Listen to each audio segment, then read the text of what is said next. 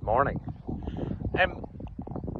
For the start of this year, since the start of this year, I have come to this point in the morning, or most mornings, right? And this is the 16th green at Royal Dornoch Golf Club, okay? And the reason is, alright, I would get this view, and I thought this is one of the best views of like a little picnic bench anywhere in the world. You can see all the way south towards the Black Isle. You can even see some of the Cairngorms even south of Inverness. As you can probably see, that little red car down there is my car full to the rim with all my stuff. Now usually I would walk from over there, come along the 16th green, and we would just walk down the 16th and walk around a bit of the golf course as a sort of morning walk. And so I'm doing that with you today. So, one of my coaches, Mr. Jamie McBrearty, had said to me to try and name all the stuff that has been holding you back and try and see if you can leave it in Dornoch. So, on this journey today, I'd like to take you in on that journey. I've got a little piece of paper with all the stuff that I have written down, and I'm going to share that with you. And what we're going to do is we're going to chuck it into the ocean, because I don't have a lighter, because I would rather set a light, but I don't smoke, and smoking's bad for you. So, good decision. First one, fear of judgment. Now, for a number of years, okay, I've been wanting to start something, but at this online. Now, I don't know if it's been because I've been trying to find a niche, trying to find what avenue. I'm interested in quite a lot of things, and actually what was the case was I was scared of starting.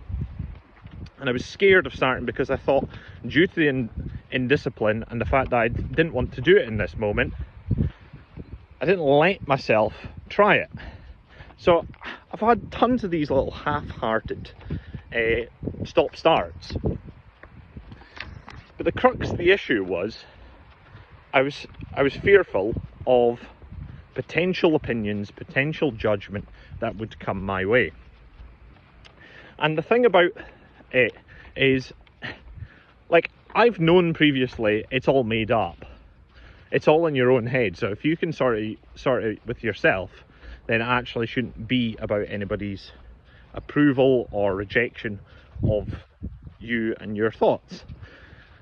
And this is where social media and stuff is probably like a two-edged sword.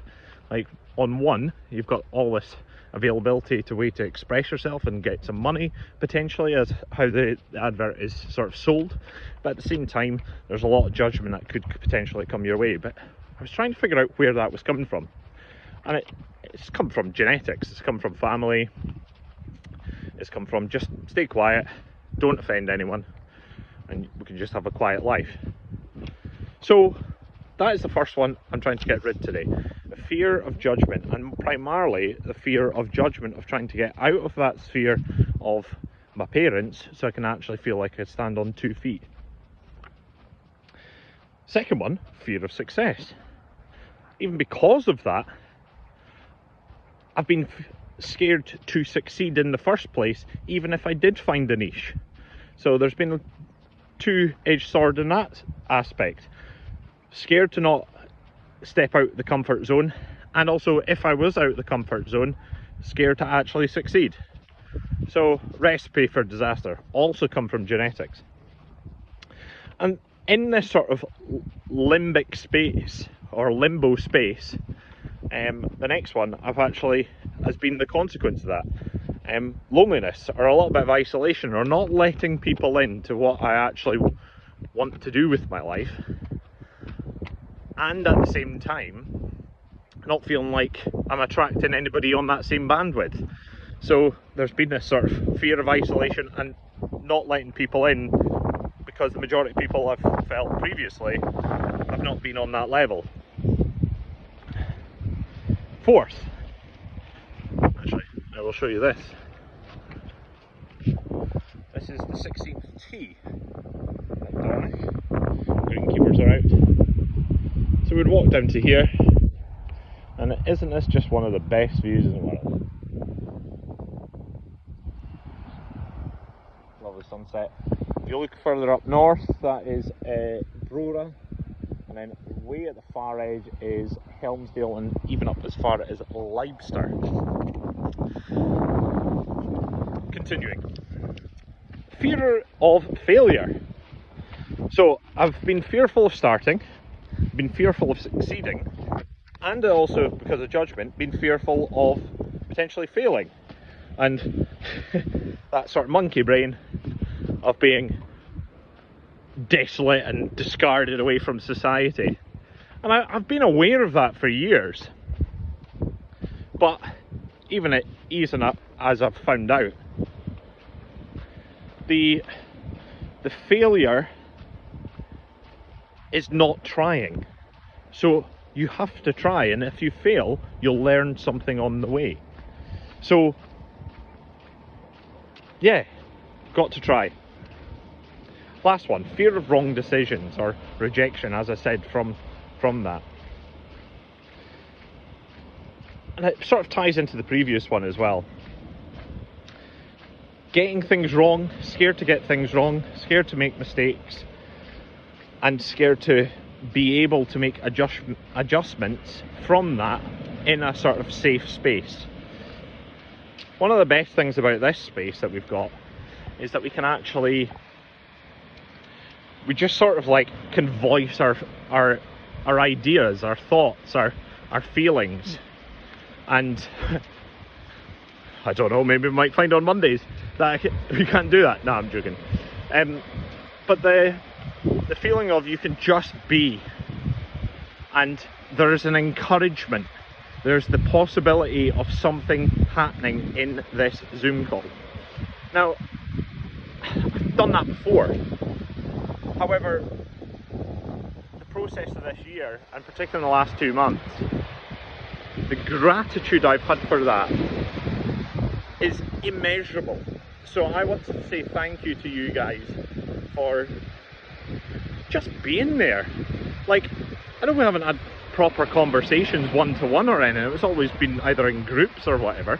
Maybe that hopefully will change in the next few weeks.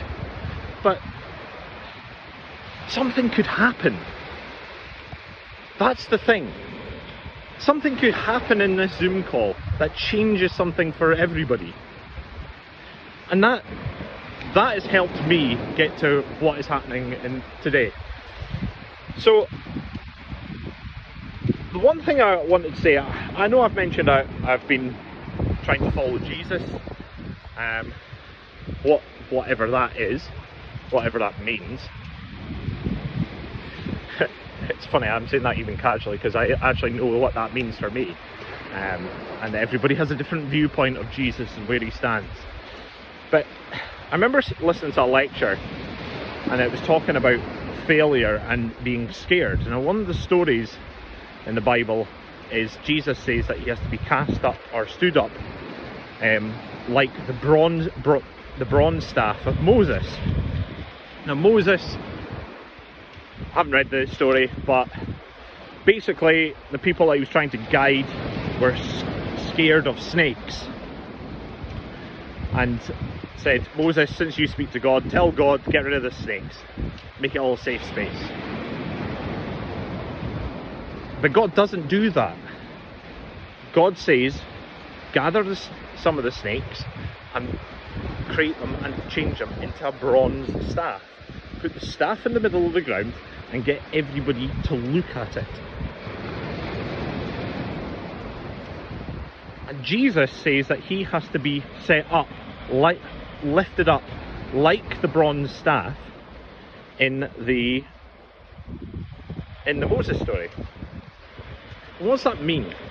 Well, the Israelites were scared of the snakes, and he got them to look at it. And the thing of like sort of psychology and psychotherapy and philosophy all say, if you look and aim at your mistakes, it's not that they go away, you become braver, you get through them.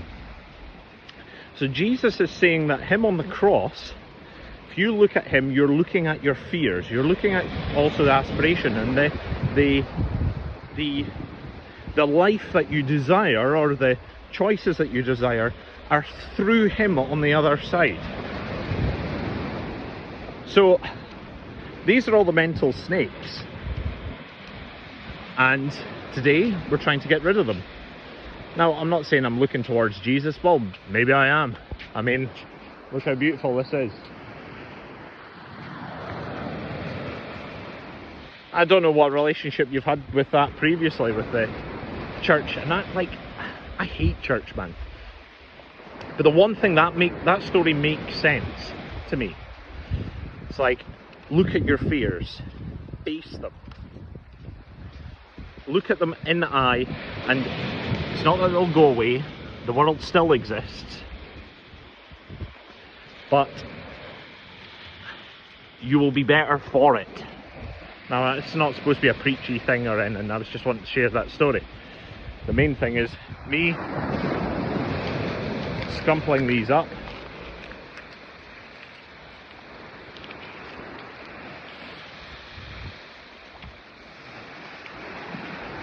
And chucking it in the ocean.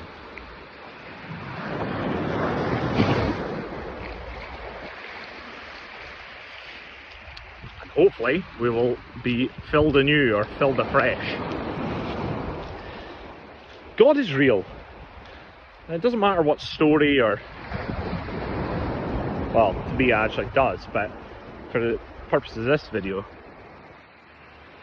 it doesn't matter what story you say, but God, the universe, King of the universe, he exists. How do I know that?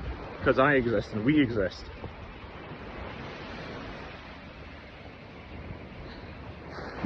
And all I would say is, I just want to give you some encouragement. I want to say, God, fill us afresh. And two, anything is possible, man. Anything is possible. I'm excited to see what this thing on the other side of this cross or strong staff is.